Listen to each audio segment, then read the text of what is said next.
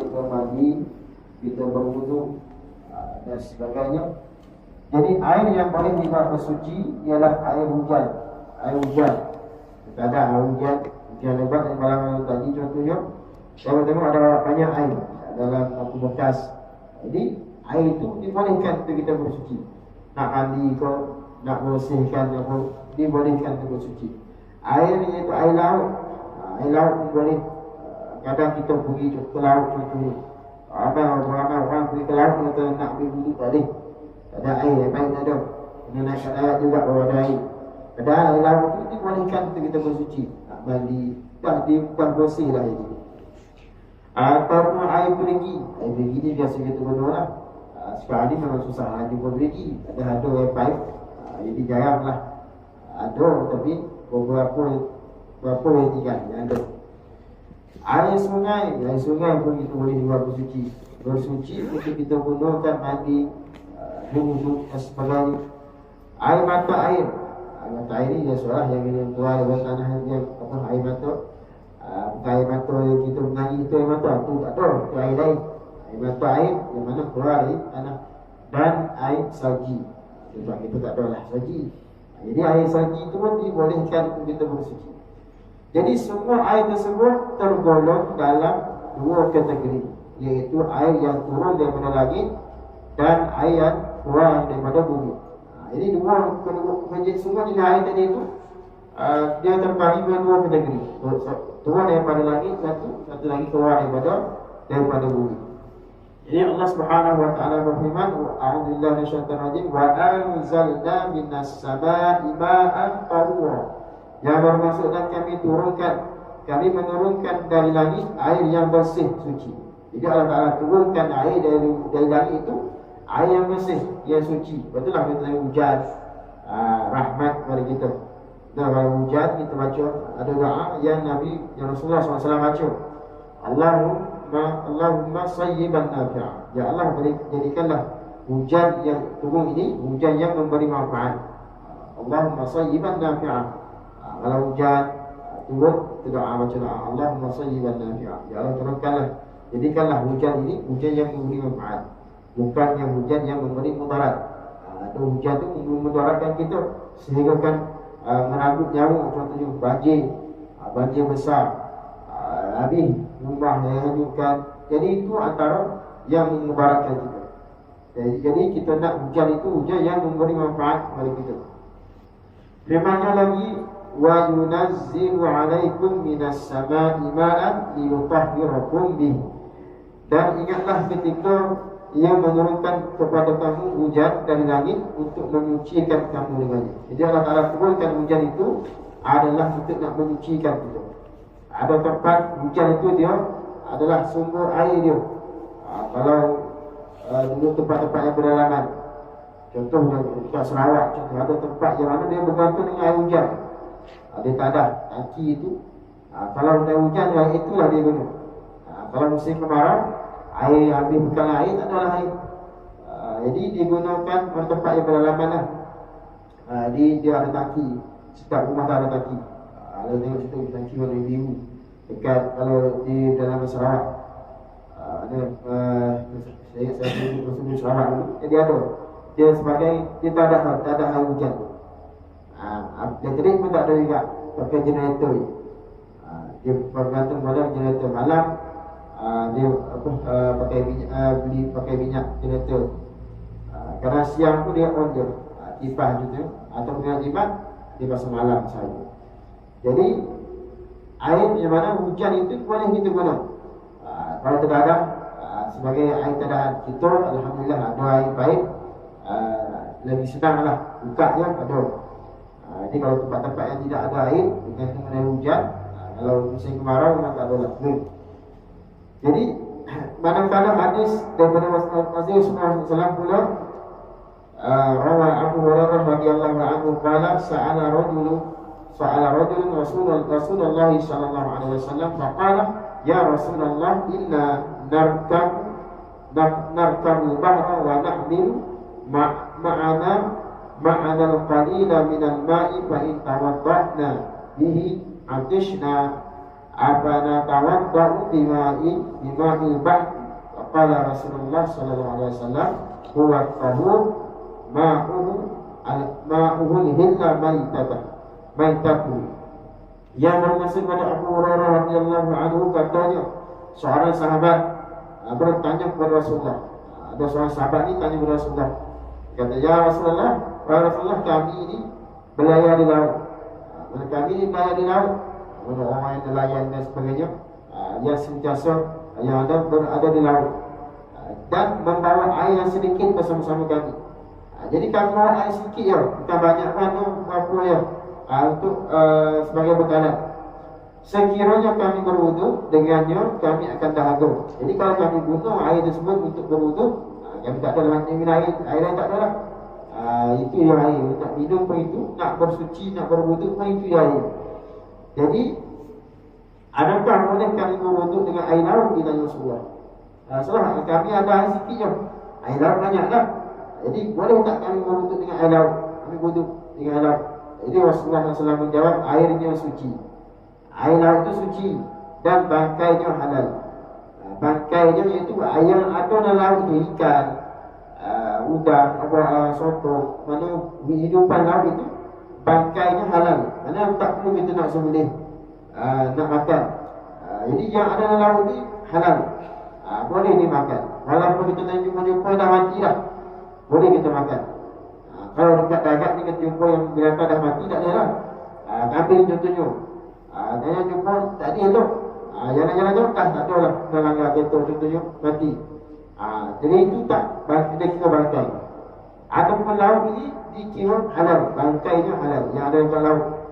Tak sempat nak sembelih, kita tengok dah mati ikan, boleh kita makan. Tak semestinya mana bangkai dikira bangkai, tapi halal, bangkainya halal.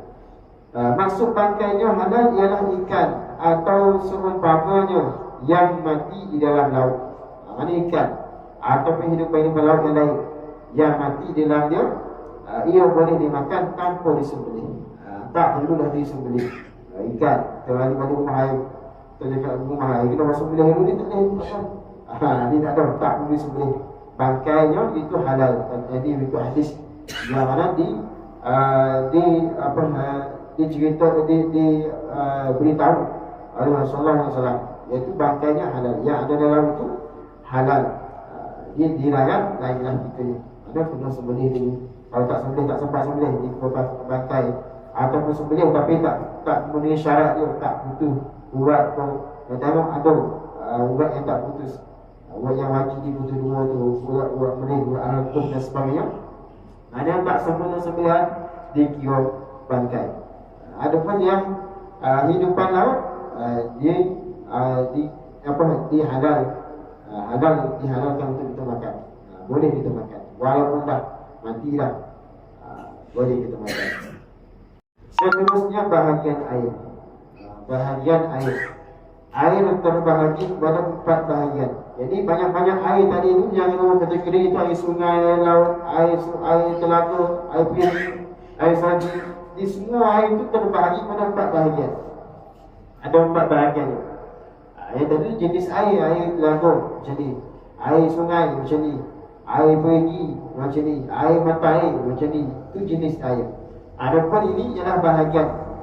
Mana air itu terbahagi pada 4 bahagian pula. 4 bahagian air iaitu suci dan menyucikan.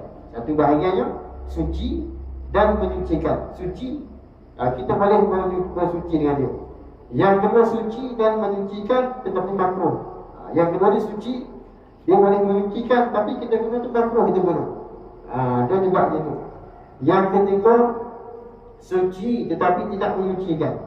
Air itu bersih tapi tidak boleh menyucikan.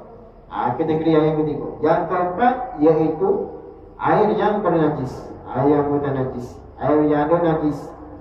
Jadi 4 bahagian air ini. Yang pertama air yang suci dan menyucikan. Apa jenis air yang suci dan menyucikan? Air yang suci lagi menyucikan ialah air mutlak. Air mutlak, air yang bersih ni lah. Air baik, air hujan, air sungai, air laut. Yang mutlak, yang kekal dengan sifat asal kejadiannya. yang telah dijadikan Allah Subhanahu Wa Taala. Jadi jernih air itu, yang asalnya ini itu dipanggil air mutlak. Selagi mana tak berubah dari segi warna ataupun bau ataupun rasa dia lain, tak berubah. Mana asal air itu tapi air mutlak. Air tersebut masih dikatakan air mutlak walaupun ia sudah berubah disebabkan lama terbiar. Kadang kita biar lama dalam tangki contohnya sampai kuning dah. Ini kira air mutlak juga. Air mutlak walaupun terbiar dalam lama disebabkan tanah ataupun disebabkan tanah. Air sungai itu kan hujan dia perlu tak ada jenis dah. Dia jadi macam air teh susu dah. Kadang kalau tempat yang mana yang tanah itu merah, jadi berubah warna dah. Jadi apa? Disebabkan tanah. Dikatakan mutlak. Lumut, hijau dah air itu jadi berlumut. Lama tunggu, lama dia biar. Hijau dikatakan mutlak juga. Dan tempat bertakung atau tempat mengalirnya mengandungi belerang. Jadi menyebabkan berubah warna. Kalau ada belerang tu jadi macam dia jadi warna lain dah, kelabu, putih-putih. Apa seakan kelabu dah. Jadi semua air itu dikatakan air mutlak. Air tadi itu kita kata air mutlak, air bersih. Walaupun dah nampak kuning dah. Kat sungai tengok air ini yo tu bersih tak bersih. Boleh kita guna. Walaupun itu dah macam teh macam air teh dah. Tapi dikira air itu air mutlak. Hal ini adalah kerana air itu sukar untuk dielakkan daripada perkara tersebut. Jadi sukar, tak susah nak elak. Tak nak bagi jadi warna air itu, kita tak ada buat apa lah. Memang time hujan air macam tu. Jadi buruk baik. Jadi dalil yang menunjukkan kesucian air mutlak ialah hadis yang bermaksud daripada Abu Hurairah radhiyallahu anhu, katanya seorang badui berdiri lalu terkencing di dalam masjid. Seorang badui, Arab badui ini dia berdiri terkencing dalam masjid. Kalau dulu bukan masjid macam kita ni, ada kafe, ada kawasan yang cantik. Jadi tak ada. Dulu pasir je, lantai ni pasir je lah, tak ada lah. Hanya dibuat sedikit tanda pembinaan sikit ataupun dikhususkan untuk halat macam tu je. Dia tempat lantai tu biasa lah. Jadi dia seorang baru ini Arab ini dia terkencing. Dia kencing. Jadi kemudian para sahabat pergi mencegah dia. Orang yang tengok tu, sahabat yang tengok ada larang lah. Ditegak apa untuk haram. Ditegak pada dia kencing tu. Lalu Rasulullah SAW bersabda, biarkan dia dan curahkan di atas air kencingnya setimbang air. Jadi bila mana sahabat nak pergi larang dia tu, suara kebiah lah tak payah. Kan kalau kita larang kan, jadi berlari habis pula satu masjid banyak tempat lah dia. Asal satu tempat, habis dia pun di satu tempat lain banyak, ada di masalah lagi. Jadi biarkan. Dia dah selesai tu, kata Rasulullah ambil air, giuruskan ataupun simbahkan dekat curahkan air di atas kencing dari ini. Basuhlah dia tu. Basuh. Sesungguhnya kamu disuruh untuk mempermudahkan, bukan menyusahkan. Jadi yang senangnya tu daripada nak basuh satu masjid, kita lagi kita basuh tempat tu je. Jadi bersih tempat situ je. Tempat yang dia kecil di tempat situ. Kalau kita hanya lari habis satu masjid pusing, berjalan, berlari. Jadi dengan kecil tu jadi merebak, jadi lagi banyak, lagi susah. Jadi kata Rasulullah, kamu disuruh untuk mempermudahkan. Mudahkan, mana tempat tu kita ambil air, basuh.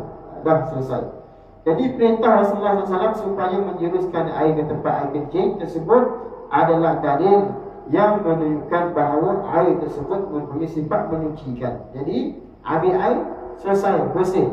Walaupun asalnya najis, air kencing itu najis, tapi asbab daripada air kita ambil itu boleh membersihkan, boleh menyucikan. Inilah dalil yang menunjukkan bahawa air itu adalah sifat air itu adalah boleh menyucikan, boleh membersihkan. Yang kedua, air yang suci dan menyucikan tetapi makruh. Yang tadi itu air bersih, air suci dan menyucikan, air bersih, bersih dan juga boleh kita gunakan dia untuk mandi, minum dan sebagainya. Yang kedua ni air yang suci dan menyucikan, boleh kita bersih, boleh kita guna, tetapi makruh menggunakan. Makruh kita guna. Air macam mana ni? Itu air yang suci dan menyucikan, tapi makruh menggunakannya ialah air yang panas. Air panas. Panas sebab apa? Disebabkan cahaya matahari. Sebabkan cahaya matahari, dia panggil musyammas. Air musyammas, air yang terdedah di bawah cahaya matahari. Ia makruh apabila memenuhi 3 syarat. Dia ada syarat-syarat lah. Bukan kata di bawah cahaya matahari dikatakan air makruh dah. Tak, dia ada syarat-syarat dia pula nak jadikan air itu makruh. Yang pertama, ia berlaku di negeri yang bercuaca panas. Kita tak ada cuaca panas, kadang panas, kadang sejuk. Jadi cuaca dia berlaku di tempat atau negeri atau negara yang bercuaca panas. Panas 50 darjah Celsius, panas dari segitu tempat yang panas. Jadi kalau berada di bawah cahaya matahari itu dipanggil air musyammas. Syarat pertama. Mana kita negara kita tak ada lah, jadi tak perlu memberi syarat lah. Mana yang terletak di bawah air panas itu boleh kita guna, tak makruh. Yang kedua, air yang diletakkan di dalam bekas yang diperbuat selain daripada emas dan perak, seperti besi. Kalau dalam emas, bukan emas tak apa, atau perak tak apa. Tapi kalau dalam besi atau tembaga atau semua galian yang boleh ditempuh. Jadi satu, berada di negara yang panas. Syarat pertama. Syarat kedua tu mesti air itu berada di tempat yang di dalam bekas besi, tembaga ataupun semua galian yang boleh ditempuh, boleh dibentuk. Yang syarat yang kedua. Yang ketiga, air tersebut digunakan pada badan manusia sekalipun mayat, atau pada haiwan yang boleh dihinggapi penyakit sopak seperti kuda. Jadi kita gunakan kepada badan manusia. Nak mandikan jenazah contohnya, ada air yang guna itu. Jadi makruh kita guna. Boleh kita guna tapi makruh. Memenuhi syarat tiga syarat itulah. Tempat kita tak ada lah, tak memenuhi syarat itu. Jadi Imam Syafi'i rahimahullah meringatkan pandangan Sayyidina Umar yang tidak suka mandi dengan air tersebut. Jadi kata Imam Syafi'i, kata bahawa Sayyidina Umar tak suka mandi air, tak suka guna air ni, air musyammas, air yang terdalam matahari ni. Katanya, aku tidak suka air musyammas. Jadi tak suka air musyammas sebab kesihatan. Sebab apa? Dia boleh bawa kepada mudarat kesihatan, penyakit kulit. Dia boleh jadi kulit jadi ada penyakit sopak, gatal, ada penyakit kulit. Jadi kemudian Imam Syafi'i rahimahullah meriwayatkan bahawa air tersebut boleh menyebabkan penyakit sopak, penyakit kulit. Hal yang demikian kerana ketajaman cahaya matahari dan meruatkan bau busuk ke atas permukaan air, dan sekiranya terkena pada badan ketika masih panas, ia boleh memudaratkan dan menyebabkan penyakit sopak. Jadi makruh kita guna itu sebab dia memudaratkan tubuh badan kita. Guna boleh tapi makruh. Itu banyak air musyammas. Air yang bersih, air yang suci, boleh menyucikan, tetapi makruh kita guna. Inilah air musyammas. Dua jenis. Yang ketiga, iaitu air yang suci tetapi tidak menyucikan. Air itu bersih tapi nak buat untuk nak berwuduk tak boleh. Kita nak mandi wajib contohnya. Ambil air ni, bersih air ni tapi tak boleh kita tidak boleh menyucikan. Hanya sekadar dia bersih sahaja. Air apa tu? Iaitu air yang suci tapi tidak menyucikan, terbahagi kepada dua bahagian. Terbahagi kepada dua pula. Air yang suci tetapi tidak menyucikan, ada dua bahagian, iaitu air yang sedikit yang telah digunakan untuk basuhan yang wajib ketika bersuci, seperti mandi dan wuduk. Jadi air itu sikit je. Kita guna untuk basuhan yang wajib, kita guna untuk mandi wajib, kita guna untuk berwuduk. Kita ada pula. Tak ada mana air itu dah digunakan dah. Tapi air itu bersih lagi kerana kita buat wuduk je lah. Badan kita dah bersih dan wuduk je. Jadi air itu bersih tapi kita gunakan air kita tak boleh lah. Tak menyucikan. Air basuhan pertama tu boleh. Dalil sucinya sebagaimana hadis Rasulullah SAW.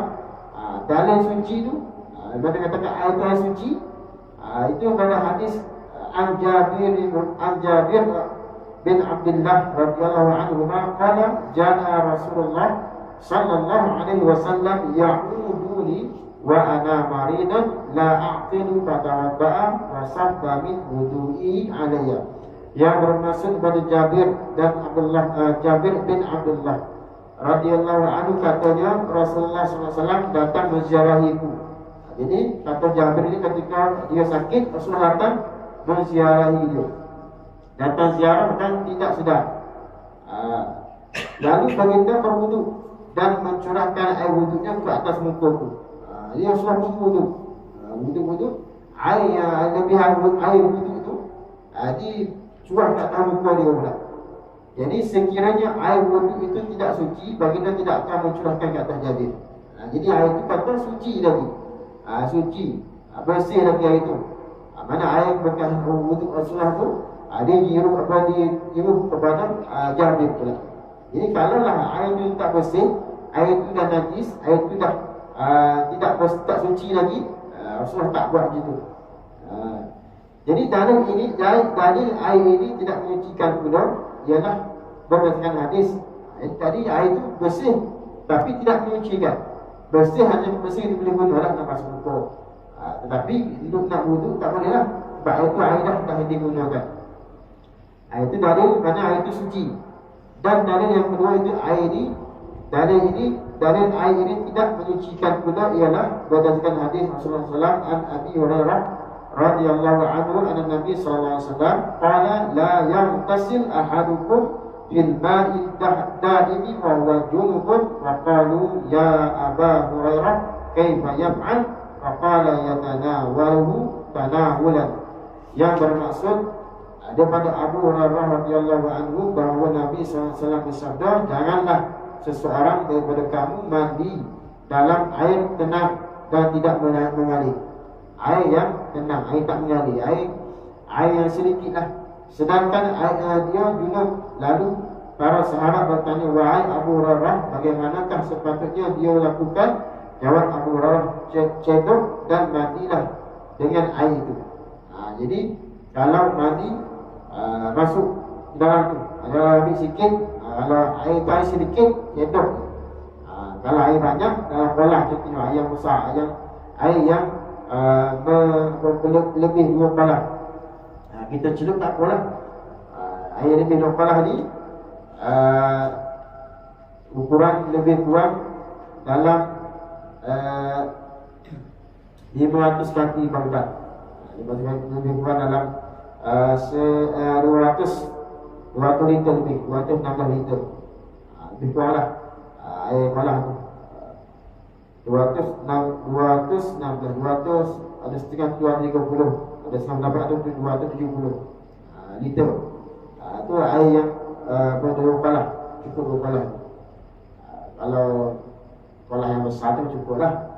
Jadi kalau air yang banyak kita celup pun tak apa. Tapi kalau air sedikit kita cedok, ambil itu guna sikit-sikit. Itu tak apa. Tapi apa kita cara dia. Kalau air banyak, lebih 2 kolah, kita walaupun kita celup dalam tu tak boleh jadi najis. Jadi hukum berwuduk dalam keadaan tersebut sama dengan hukum mandi kerana kedua-duanya mengandungi tujuan yang sama, tujuan yang satu, iaitu mengangkat hadas. Jadi hadis ini membawa maksud bahawa mandi di dalam air tersebut menyebabkannya terkeluar dengan sifat yang menyucikan. Kalau mandi air sedikit tadi itu, air yang yang dah tercelup dalam tu, air yang sedikit yang tidak mengalir, maknanya tidak boleh menyucikan. Tak boleh menyucikan. Hanya boleh kita guna, hanya suci saja, tapi tidak menyucikan. Tak boleh kita guna untuk nak berwuduk, nak berbuat hadas. Jadi sekiranya ia tidak membawa maksud tersebut, Rasulullah SAW tidak akan melarangnya. Kalau Allah kata tak benda tu tak boleh guna, Rasulullah tak larang. Tapi ini Rasulullah larang. Janganlah kamu mandi ataupun guna air yang mana yang tidak mengalir, tempat yang sedikit, tempat yang tidak mengalir, air yang tenang, tempat yang sedikit lah. Hadis ini difahami untuk air sedikit dengan dalil-dalil yang lain. Itu yang mana ya dalil mengatakan air itu tidak boleh menyucikan. Suci tapi tidak boleh menyucikan. Yang kedua, air mutlak yang bercampur dengan sesuatu yang suci, yang kebiasaannya boleh dielakkan tetapi tidak boleh dipisahkan setelah bercampur. Seterusnya, air tersebut berubah hingga tidak lagi dikatakan air mutlak, seperti air teh. Air teh kita buat air itu suci, bersih, tapi tidak boleh menyucikan. Air sirap contohnya, air itu bersih kita boleh minum, tapi untuk nak menyucikan badan kita, untuk nak guna sebagai nak wudu, tak boleh lah, tidak boleh menyucikan. Air itu hanya suci sahaja, boleh kita minum sahaja, tapi untuk nak menyucikan tak boleh. Air itu bersih, kita minum, kita tinggalkan, kita boleh minum. Air kopi kita yang dah dicampur dengan campuran yang lain, jadi air susu, air itu bersih, asalnya air mutlak, tapi dicampur dengan campuran itu menjadikan air itu lain dah, warna berubah. Air itu masih lagi suci, boleh kita minum, boleh kita ambil manfaat daripada air tersebut. Tapi nak menyucikan tidak boleh. Nak menyucikan badan kita, nak berwudu, nak berhadas, tak boleh kita guna air tersebut. Jika benda suci yang bercampur tersebut bersamaan dengan sifat air pada rasa, bau dan warna, seperti air bunga mawar yang telah hilang sifatnya, ia hendaklah dibandingkan dengan kadar bahan lain yang mempunyai perbezaan sifat yang sederhana seperti jus delima untuk menentukan aspek perubahan rasa, jus anggur untuk menentukan aspek perubahan warna, dan gumpai al-lazam untuk menentukan aspek perubahan bau. Tiada berubah warna atau bau. Al-lazam, lazam itu adalah tumbuhan yang kecil yang tumbuh di kawasan lembah. Tumbuhan rumpai jadi rumpai lah, atau tumbuhan-tumbuhan yang kecil. Jadi sentiasa berdaun dan mempunyai bunga yang lebar, berwarna merah jambu ataupun warna putih. Itu lazam ini. Jadi untuk menentukan aspek perubahan bau, dia ada berbau. Kalau masalah air dia ada bau. Jadi berubah sifat air yang asal. Sekiranya diandaikan melalui perubahan disebabkan percampuran tersebut, maka ia menjadi air yang suci tetapi tidak menyucikan lagi. Ini dah campur semua tu, jadi air itu hanya suci saja, tapi tidak menyucikan lagi. Campur air mawar, kita dah bau mawar, ataupun dah campur dengan sirap dan berubah warna dah. Jadi asalnya wajah ini dah menjadi merah. Ini berubah dari warna asal, tapi air itu dikatakan suci lagi. Cumanya tidak boleh menyucikan lagi. Tidak boleh menyucikan. Berbeza dengan berubahnya sebab yang tidak boleh dielakkan, contoh tanah tadi. Air yang mutlak asal, tapi bila hujan sungai itu berubah jadi warna coklat dan warna kemerah-merahan. Tapi benda itu kita boleh elak. Ada pun air yang yang tadi kita elak, kita boleh elak. Kita nak tambah sirap atau nak tambah itu mana kita boleh elakkan. Ada pun air yang sungai itu kita tak boleh elak lah. Memang ada tanah itu, ada tanah merah dan sebagainya, yang pakai air itu bertukar warna. Ini tidak dapat dielakkan. Ini kita dapat dielakkan. Sedangkan hal ini kerana ketika itu ia tidak lagi dinamakan sebagai air mutlak. Bila mana bercampur dengan benda-benda yang lain tadi itu, campur dengan air sirap, campur dengan kopi contohnya, mana tidak lagi menjadi air, tidak dinamakan air itu air mutlak, tak dipanggil air mutlak lagi. Panggil air kopi lah. Tengok contoh, ini air itu air sirap, tak ada panggil ini apa air mutlak, tak. Dia berubah warna, menyebabkan tidak lagi dinamakan air itu air mutlak. Sedangkan syarak mensyaratkan air yang dibuat bersuci ialah air mutlak. Air yang dibuat suci air mutlak. Sedangkan air di merah ni tak air mutlak lah. Ada air merah ni apa? Air sirap ni. Tak ada kita panggil air merah ni apa? Air mutlak. Tak. Jadi bila mana nama tu dah lain, dah berubah namanya ataupun disebabkan warna perubahan ada ubah tu, tidak lagi dipanggil air tersebut air mutlak. Jadi air mutlak hanyalah yang boleh dibuat suci hanyalah air mutlak sahaja. Itu air yang ketiga. Air yang keempat iaitu air mutanajis. Air mutanajis ini ialah air yang jatuh najis ke dalamnya. Air ini terbagi kepada dua bahagian. Ini tak jatuh najis, ada najis dalam tu. Ada air satu baldi, asalnya ada mutlak, tapi bila mana ada najis dalam itu, dan air itu air sedikit, jadi banyak air itu air mutanajis lah, tak bersih lagi dah. Jadi air yang sedikit iaitu kurang daripada 2 kalah. Kurang daripada 2 kalah air ini menjadi najis kerana terjatuh najis ke dalamnya, walaupun sedikit dan tidak berubah sifat-sifatnya dari segi warna, bau dan rasa. Jadi berubah apa tak berubah warna, jatuh air tak cicak contohnya. Burung lalu dia gerak, jatuh sampai dalam tu, air tu tak berubah segini lagi air, tapi ada lagi dalam tu. Ini itu air sedikit. Jadi 2 kalah itu ialah 500 kati ibadat, bersamaan dengan 192.857 kg, atau 1/4 hasta. 1/4 hasta. 1 hasta suku. 1 hasta suku dari segi padu. Maknanya kalau ukuran itu 1 hasta lebih lebar, dalam 1 hasta lebih, dan dia kalau bekah tu 4 segi, 1 hasta lebih. Mana setiap tu ada 1 hasta lebih. Cukup bekah tu dengan ukuran yang tadi tu, dikatakan itu air 2 kalah. Bila mana air 2 kalah jatuh najis itu tak dikira najis lagi air itu. Sebab itu dah air itu banyak. Rasulullah SAW bersabda yang bermaksud daripada Abdullah bin Umar radhiyallahu anhu, katanya, aku mendengar Rasulullah SAW ketika ditanya tentang air di padang pasir yang sedang didatangi oleh binatang buas dan binatang-binatang lain. Sabdanya, apabila air cukup 2 kalah, ia tidak kotor. Dalam riwayat Abu Daud, air itu tidak menjadi najis. Jadi di padang pasir situlah tempat burung pergi, binatang-binatang buas pergi. Mana padang pasir ni bukan semua air tu. Lalu jauh padang pasir panas, ada satu tempat yang ada air. Dilepah tempat-tempat yang tak adalah, tak besar pun. Jadi sekiranya air itu yang mencukupi 2 kalah, air itu tidak menjadi najis. Daripada hadis itu dapat dipahami bahawa air yang kurang daripada 2 kalah menjadi najis walaupun tidak berubah sifat-sifatnya.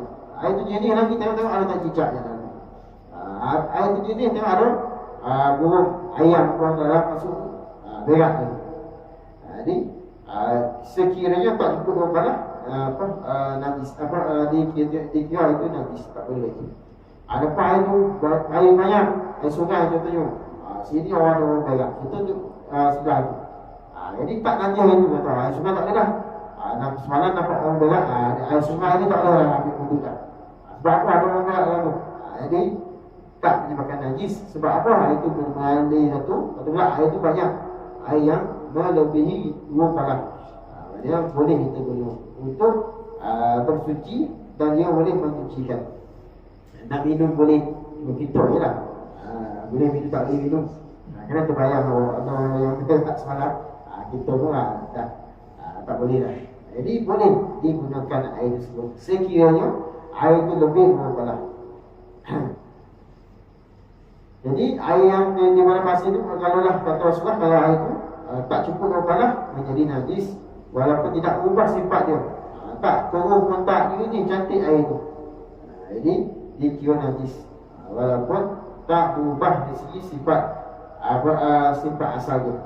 Jadi kepahaman ini berdasarkan hadis Rasulullah SAW an Abi Hurairah radhiyallahu anhu an Nabi sallallahu alaihi wasallam, fa idza sallallahu qala idza staiqaza ahadukum min nawmihi fala yaghmis yadahu fil ina'i hatta yaghsilaha salasan fa innahu la yadri aina batat yadahu.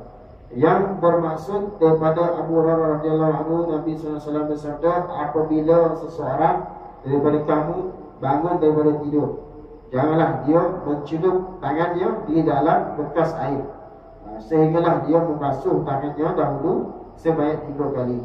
Ini adalah kerana dia tidak mengetahui tangannya di mana diletakkan. Tidur masa tidur tak tahu mana berjalan dengan bunyi dia berjauh jadi macam-macam takut disentuh najis dan sebagainya. Jadi bangun yang celup ke dalam bekal. Sebab apa? Dia basuh dulu. Jadi kalau tangan kita dah bersih, mana celup mana tidak najis dari tangan kita, tak dikira najis lah. Dan kita kena basuh dulu. Basuh dengan basuhan. Bila dah tak ada najis dalam kita, tak di mana kita dikira, kita guna air basuhan pertama tu dikira najis lagi. Dah basuh, tak dikira najis dah. Jadi Rasulullah SAW melarang orang yang bangun daripada tidur mencelupkan tangannya ke dalam bekas berisi air, kerana dikhawatiri tangannya dicemari najis yang tidak kelihatan. Tak nampak najis kat tangan dia tu, tapi tak tahu mana dia orang sentuh apa macam-macam, tak tahu. Dia tidur, jadi bangun basuh dulu tangan tu. Sudah sedia maklum bahawa najis yang tidak kelihatan tidak akan mengubah keadaan air. Contoh kencing, kencing kena kat tangan dia, tak nampak air tu dah kering dah. Jadi padahal hakikat dia ada najis itu. Oleh itu jika tindakan tersebut tidak menajiskan air disebabkan menyentuhnya, Rasulullah SAW tidak akan melarang dan boleh buat demikian. Dia suruh basuh dulu, bangun tu basuh, jangan celup dalam bekas-bekas. Adapun kalau yang bekas yang air banyak, tak menjadi masalah. Yang seterusnya air yang banyak, iaitu yang cukup 2 kalah atau lebih. Ini air yang banyak, cukup 2 kalah. Air ini tidak menjadi najis dengan semata-mata terjatuh atau tersentuh najis. Kalau tangan itu ada najis, kita masuk dalam tangan tu, tak menjadi najis. Walaupun ada najis kat tangan kita tu, tapi air itu air lebih 2 kalah, air yang banyak. Tetapi dia tak tersentuh najis, tetapi ia menjadi najis apabila berubah satu daripada sifatnya, iaitu warna. Jadi asal 2 kalah tu ni, tapi bila mana masuk najis tu banyak najis masuk dalam tu, sehingga akan berubah warna. Rasa, ada rasa lain, ada ketulan tu, itu rasa dalam tangan tu, situ dah itu ada macam-macam. Bukan rasa kita ambil, rasa apa lidah kita, rasa lain macam. Pun benda rasa kita ada rasa tangan kita ada, kita rasa ada apa dari segi ada benda mana najis, apa rasa atau bau najis itu. Jadi dalilnya ialah ijma' para ulama. Ibn Al-Nawawi menyebut dalam kitabnya Al-Majmu', Ibn Muzir berkata ulama telah bersepakat bahawa air yang sedikit atau banyak ambil najis jatuh ke dalamnya dan berubah sama ada rasa, bau atau apa bau, air itu menjadi najis. Jadi berubah warna, berubah rasa, najis lah, najis lah. Asalnya banyak, tapi disebabkan banyak jatuh itu meninggal berubah warna. Kalau tak berubah tak apa. Yang seterusnya, air yang boleh digunakan untuk bersuci. Keempat jenis air tersebut tidak semuanya boleh digunakan bersuci, boleh dibuat bersuci, iaitu mengangkat hadas dan menghilangkan najis. Bersuci iaitu mengangkat hadas, berhadas, mandi wajib contohnya, berwudu. Tetapi air yang boleh dibuat bersuci hanyalah jenis yang pertama, iaitu air mutlak, dan yang kedua iaitu air musyammas. Dua jenis yang boleh bersuci. Namun air yang kedua, air musyammas ini makruh digunakan kepada badan kita. Sementara air jenis yang ketiga pula berlaku suci, tidak boleh digunakan untuk bersuci. Ia hanya boleh digunakan untuk tujuan selain bersuci, seperti minum air sirap, boleh kita minum saja. Pada air bersih suci, tapi tidak menyucikan. Hanya boleh menghilangkan dahaga saja. Jadi boleh kita minum, memasak dan lain. Air jenis yang keempat ialah air najis. Ia tidak sesuai untuk sebarang kegunaan pun. Air najis ni memang tak boleh bunuh lah. Najis yang nak minum tak boleh, tak suci. Apakah kita nak berwudu dan sebagainya, tidak menyucikan. Jadi tak boleh. Jadi 3 jenis air boleh guna, satu yang keempat itu tak boleh. Keempat air itu bukan najis, air yang ada najis. Jadi sepada itulah hubungan ini. InsyaAllah kita akan sambung pada minggu yang akan datang. InsyaAllah. Qul qali hadza wa astaghfirullahaladzim. Assalamualaikum. عليكم ورحمة الله وبركاته. أعوذ بالله من الشيطان الرجيم. بسم الله الرحمن الرحيم. الحمد لله رب العالمين والصلاة والسلام على أشرف الأنبياء والمرسلين وعلى آله وصحبه أجمعين. اللهم فقهنا في الدين وعلمنا التأويل واهدنا إلى صراطك المستقيم وزدنا علما وارزقنا فهما. ربنا آتنا في الدنيا حسنة وفي الآخرة حسنة وقنا عذاب النار. وصلى الله على سيدنا محمد وعلى آله وصحبه وسلم والحمد لله رب العالمين.